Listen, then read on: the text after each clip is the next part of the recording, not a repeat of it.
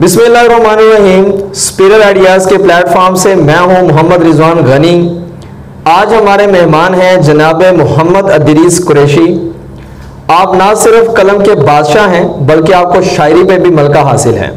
तो सबसे पहले सर मैं आपको खुशामदीद कहता हूं कि आप हमारे प्रोग्राम में शामिल हुए और आपने अपना कीमती टाइम हमें दिया। तो सबसे पहले हम अपनी बात को शुरू यहाँ से करेंगे कि आपकी तालीम क्या है और आपने शायरी का आगाज़ कब से किया। जी बहुत शुक्रिया आपका कि आपने मुझे यहाँ पे दावत दी। तो तालीम में एक फार्मल एजुकेशन है, उसमें मेरी एमए उर्दू पंजाब यूनिवर्सिटी से मैंने किया और इनफॉर्मल एजुकेशन हर वक्त जारी रहती है, अपने मुल्क में भी दूसरे मुल्कों में इंटरनेट के ज़रिए, असातिज़ा और कुतब के ज़रिए। तो अदबी सफ़र जो है 1985 में मैंने बच्चों के लिए कहानियाँ लिखने से शुरू किया और फिर मैंने सैकड़ों कहानियाँ लिखी, दर्जनों नावल लिखे और फिरोज़शंद लाहौर से दीगर इदारों से शाया हुए। फिर मैंने शायरी में मिज़ाहिया शायरी को चुना और मैं फिर अब PTV, दुनिया TV, ATV, समा TV, दीगर चैनल्स पर भी मुशायरे पढ़ता हूँ। कॉलेजेस और यूनिवर्सिटीज़ में भी मुझे बुलाया जाता है मुशायरे पढ़ने के लिए और मुल्क से बाहर भी मैं मस्कत में और कतर में मुशायरों में जाता हूँ। तो ये मेरा अदबी सफ़र है। मुझे गवर्नमेंट ऑफ पाकिस्तान की जानिब से अदबी अवार्ड भी मिल चुके हैं। माशाल्लाह आपका एक ज़बरदस्त किस्म का कैरियर है। तो ये हमारे लिए बड़ी फ़ख्र की बात है कि आज हम हमारे साथ मौजूद हैं। तो मेरे अंदाजे से हर इंसान के अंदर कोई ना कोई टैलेंट ऐसा ज़रूर होता है कि जिसको वो इन फ्यूचर सामने किसी ना किसी प्रोफेशन की सूरत में लाता है।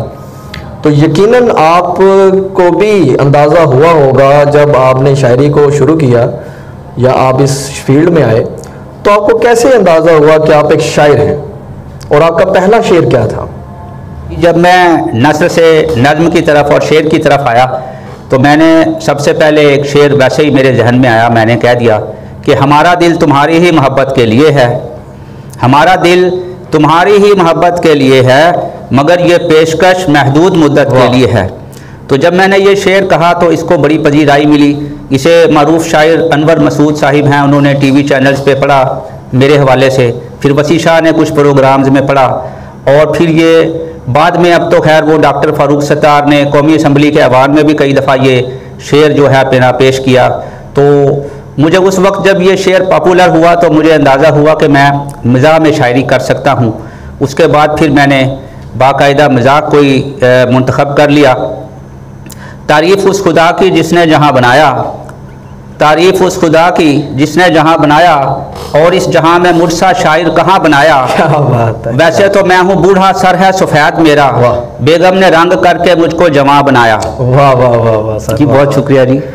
अच्छा, शायर यकीनी तौर पर अपने इर्द गिर्द होने वाले तमाम हालातों वाक़यात से ज़रूर मुतासर होता है। तो आजकल आपको मालूम है कि कोविड-19 की वजह से सारी दुनिया के अंदर ऐसे मसाइल क्रिएट हुए हैं जो शायद इससे पहले जो है वो हमारी ज़िंदगी के अंदर हमने कभी नहीं देखे। जी बिल्कुल। तो मैं जानना चाहूँगा कि इन हालातों वाक़यात के अंदर आपके क्या एहसासात हैं, आपके क्या महसूसात हैं? जी बेशक, शायर तो एक बड़ा हसास फ़र्द होता है माशरे का, और वो जैसे आजकल हालात हैं ऐसे तो कभी देखे ही नहीं है, बल्कि हमारी इतनी एज नहीं, जो बूढ़े लोग हैं वो कहते हैं हमने भी ऐसे हालात नहीं देखे, तो फिर एक शायर कैसे नहीं मुतासिर होगा। तो आपने गालिब की गज़ल पढ़ी है और सुनी है कि दिले नादा तुझे हुआ क्या है, आखिर इस दर्द की दवा क्या है। तो आज अगर गालिब होता तो क्या कहता।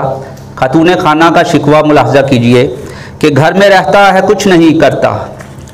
वो अपने मर्द से और शौहर से के बारे में कह रही है कि घर में रहता है कुछ नहीं करता, आखिर इस मर्द की दवा क्या है। क्या बात है, क्या बात। घर में रहता है कुछ नहीं करता, आखिर इस मर्द की दवा क्या है। रोज़ आती है इससे मिलने को, या इलाही ये नाजिया क्या है। वाह वाह। बात करती हूँ जब भी शॉपिंग की, बोल देता है फ़ायदा क्या है।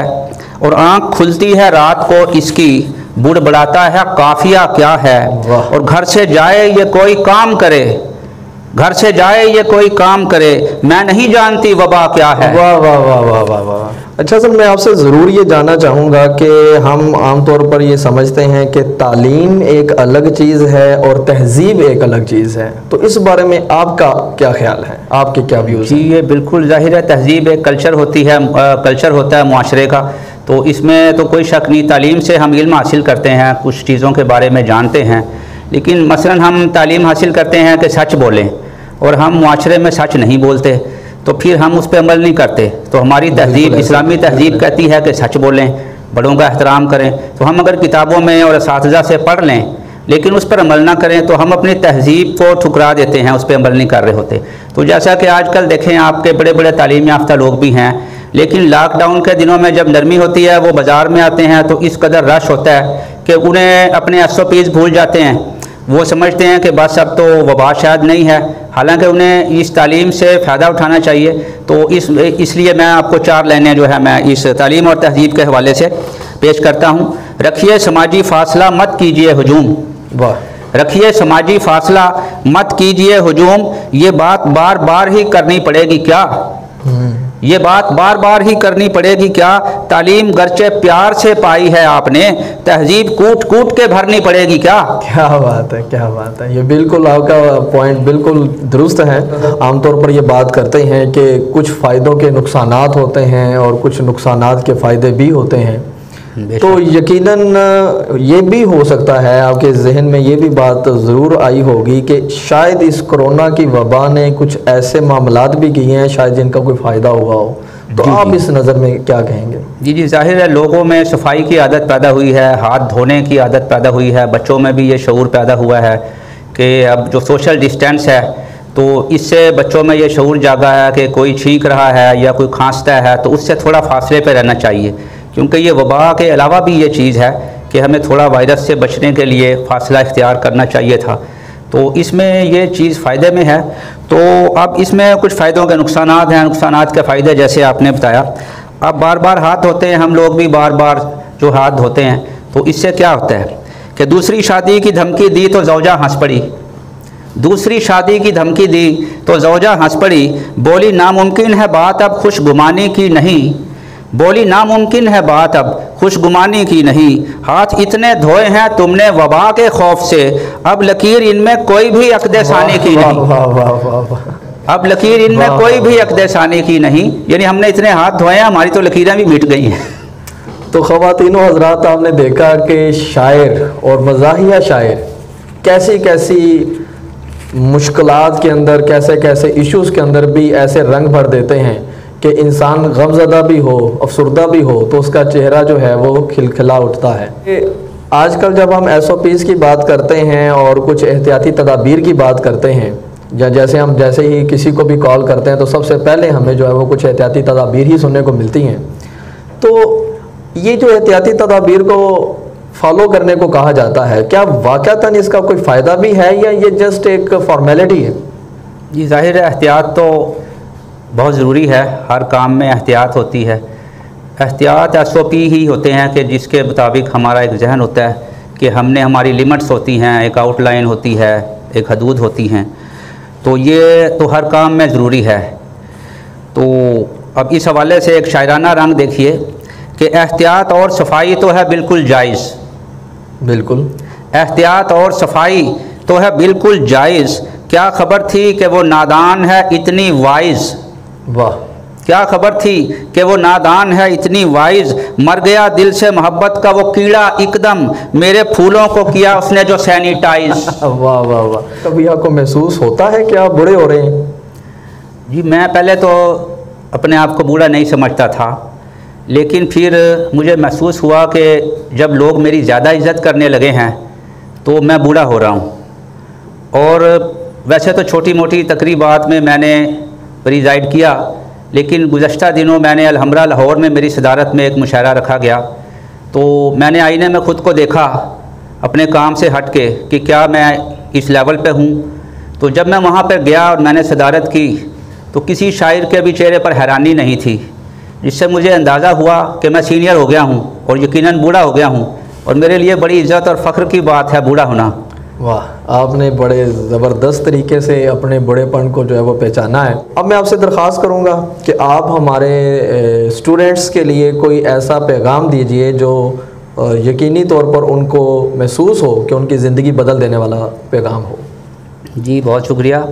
हदीस मुबारका है, खैरुन्नासी मई यनफ़उन्नास, बेहतर इंसान वो है जो दूसरे इंसान का फ़ायदा चाहता है।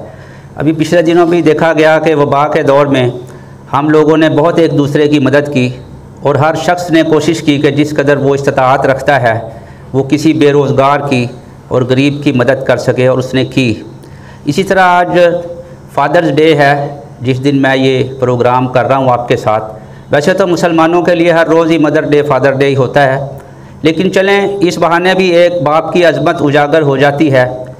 तो अल्लाह ताला ने हमारे लिए कुरान हकीम में इरशाद फरमाया है, औज़ु बिल्लाहि मिनश शैतानिर्रजीम, बिस्मिल्लाहिर रहमानिर रहीम, या अय्युहन्नासु इन्ना खलक़नाकुम मिन ज़करिन व उन्सा वजअलनाकुम शुऊबन व क़बाइला लितआरफ़ू इन्ना अक्रमकुम इंदल्लाहि अत्क़ाकुम।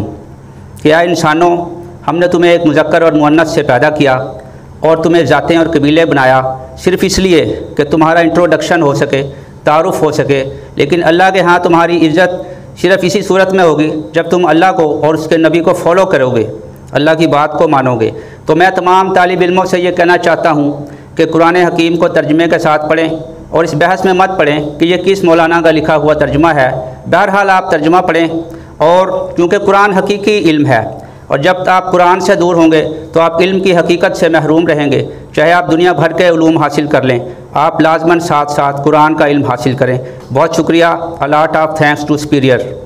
बहुत शुक्रिया सर, आपने यकीनी तौर पर ये एक बहुत ज़बरदस्त मैसेज रिकॉर्ड करवाया है, और मैं यकीन करता हूँ कि आप तमाम लोग इस बात को जो है वो बड़े ज़बरदस्त तरीके से समझेंगे। और इसी के साथ मुझे इजाज़त दीजिए, अगले प्रोग्राम में हम किसी एक नई शख्सियत के साथ आपके सामने मौजूद होंगे। Thank you very much. अल्लाह हाफिज़।